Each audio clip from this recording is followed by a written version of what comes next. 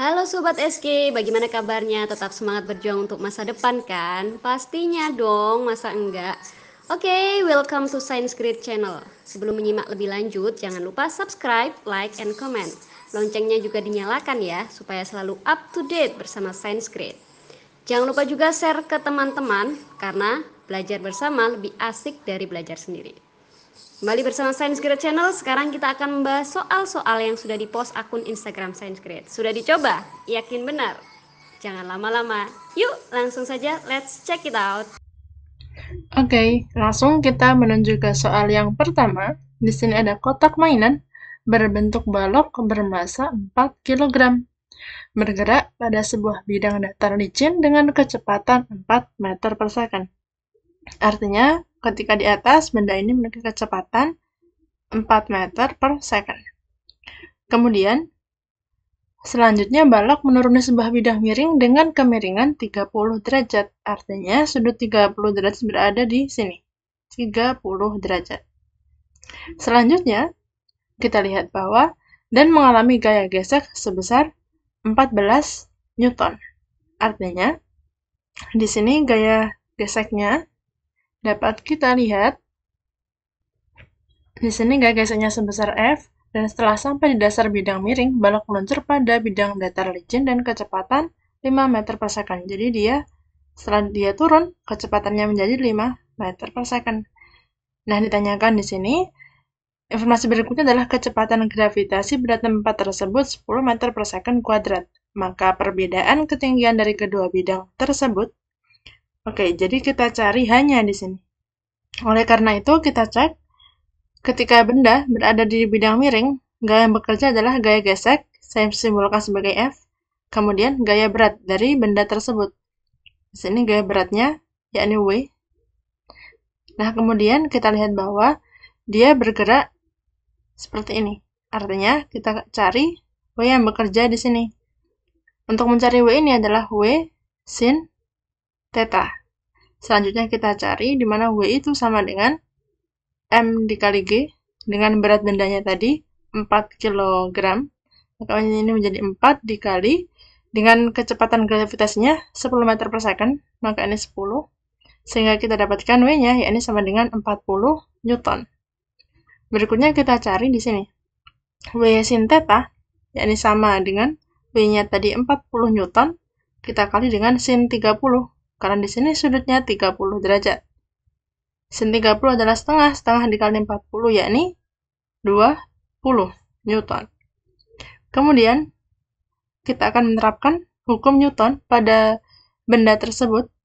Kita gunakan hukum Newton, di mana sigma F sama dengan M kali A, dan gaya yang bekerja tadi adalah ke arah sini W sin theta, kita kurangi dengan F sama dengan M dikali A. W sin theta tadi kita temukan hasilnya adalah 20 dikurangi gaya geseknya, yakni sebesar 14 Newton. Ada di soal, gaya geseknya 14 sama dengan berat bendanya 4 kg dikali A. Kita hitung 20 kurangi 14, yakni 6 sama dengan 4A. Sehingga kita dapatkan A-nya itu adalah 6 per 4. Kita sederhanakan sama dengan 3 per 2 meter per second kuadrat. Kemudian kita cari menggunakan aturan GLB, yakni gerak lurus beraturan, yakni VT kuadrat sama dengan V0 kuadrat plus 2 AS. Kemudian kita masukkan kecepatan benda setelah dia turun ke bawah, yakni 5 meter per second. Kita tulis 5 kuadrat sama dengan V0 kecepatan awal, yakni 4 meter per second, 4 kuadrat plus 2. Dengan A-nya 3 per 2 dikali S. Bisa kita coret 5 kuadrat 25 sama dengan 4 kuadrat 16 plus 3S. 25 dikurangi 16, yakni 9, sama dengan 3S. Sehingga kita dapatkan S-nya yakni 9 per 3, atau S-nya sama dengan 3 meter. Kemudian, kita tahu bahwa di sini sudutnya adalah 30 derajat, maka untuk mencari H, kita gambarkan. Di sini posisi 3 meternya, jadi S itu adalah jarak dari benda dari atas permukaan sini sampai turun ke bidang yang bawah. Ini sepanjang 3 meter, jarak yang telah ditempuh oleh benda. Maka yang kita mau cari adalah di sini hanya, yakni ketinggian dari awal sampai dia turun ke bawah. Nah, untuk mencari ini kita gunakan konsep dari trigonometri, yakni sin 30 derajat itu sama dengan sin itu adalah depan dibagi miring. Depannya adalah H, kemudian miringnya adalah 3. Di mana sin 30 itu setengah, sama dengan H per 3. Sehingga kita peroleh H-nya, atau ketinggian bendanya adalah 3 per 2 meter. Kita peroleh jawabannya. Berikutnya ke soal yang kedua. Pada soal yang kedua ini, ada sebuah mobil sedan bergerak dengan kelajuan 40 meter per detik sambil membunyikan klakson yang menghasilkan frekuensi 1800 Hz. Seorang pengendara motor di depan bergerak dengan kelajuan 30 meter per detik searah dengan mobil tersebut. Nah, jika kecepatan bunyi di udara, yakni 340 meter per detik, maka pengendara motor akan mendengar klakson dengan frekuensi berapa? Nah, mari kita coba. Di sini kita punya hubungan, yakni kita akan gunakan efek Doppler. Yakni, untuk mencarinya kita gunakan rumus Fs per V min Vp sama dengan Fp per V min Vp sama dengan Fs per V min Vs. Dengan F itu adalah frekuensi pendengar dan Fs adalah frekuensi sumber. Kemudian per V, V ini adalah kecepatan udara. Kemudian dikurangi Vp, frekuensi pendengar. Dan ini V, kecepatan rambat udara, dan Vs adalah kecepatan dari sumbernya. Oke, kita masukkan di sini. Yang jadi pendengar adalah orang atau yang pengendara motor tersebut. Nah, di sini yang mau kita cari adalah pengendara motor mendengar klakson dengan frekuensi berapa. Yakni yang mau kita cari adalah Fp per V-nya. Nah, V-nya kita cek di sini kecepatan udaranya adalah 340. Dikurangi Vp-nya.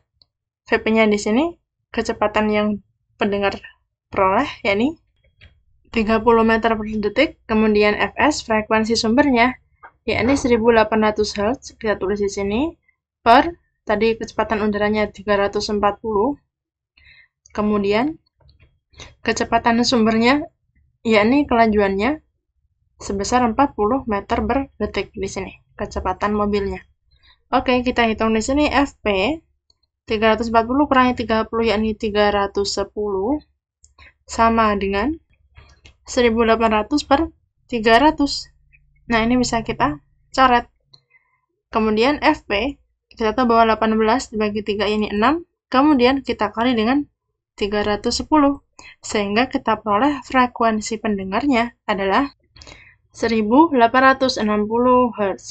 Oke, kita next ke soal yang ketiga. Sebuah mainan plastik homogen mengapung di suatu bejana berisi air. 1/9 bagian mainan berada di atas permukaan air. Jika volume mainan, yaitu V, dan massa air dengan dalam kolam sebanyak V juga tersebut adalah 108 Hz, maka mainan tersebut memiliki massa berapa? Mari kita hitung. Nah, untuk menghitung ini, kita cari tahu terlebih dahulu berapa bagian benda yang tercelup di bawah air. Yakni, volume benda kita misalkan sebagai Vt, sama dengan 1 dikurangi bagiannya tadi adalah sebanyak 1/9. Artinya 1 dikurangi 1/9 dari V. Vt ini adalah volume yang tenggelam di dalam air. Nah, kita hitung 1 dikurangi 1/9 V, yakni sama dengan 8/9 V. Berikutnya, kita akan menghitung ini menggunakan hukum Archimedes. Hukum Archimedes ini mengatakan bahwa gaya angkat yang bekerja pada suatu benda itu sama halnya dengan berat airnya. Nah, artinya, berat bendanya, artinya ini kita peroleh Fa, yakni gaya angkat sama dengan W pada benda tersebut. Di mana gaya angkat itu sama dengan Rho A dikali dengan Vt, volume yang tenggelam tadi, dikali dengan G, ini percepatan gravitasi bumi, sama dengan MB, berat benda, dikali dengan percepatan gravitasi bumi. Nah, G-nya bisa kita coret karena sama di kedua ruas. Kemudian kita tahu bahwa untuk mencari Rho, itu sama halnya dengan berat air dibagi dengan volume airnya. Dikali dengan volume tenggelam tadi, 8/9 volume, sama dengan berat benda yang akan kita cari. Nah, berat air tadi adalah 108 gram. massa airnya 108 gram, kita tulis 108 dibagi dengan volume air tadi misalkan sebagai V, dibagi V sama dengan dikali dengan 8 per 9 V sama dengan massa benda. V-nya bisa kita coret. 108 dikali 8 adalah 864. Nah, kemudian kita bagi dengan 9, sehingga kita peroleh massa bendanya atau massa mainannya adalah sama dengan 96. 96 dalam di sini menggunakan gram. Sehingga kita peroleh jawabannya. Sekian, terima kasih Sobat SG. Sampai jumpa di pekan berikutnya dengan soal yang lebih seru.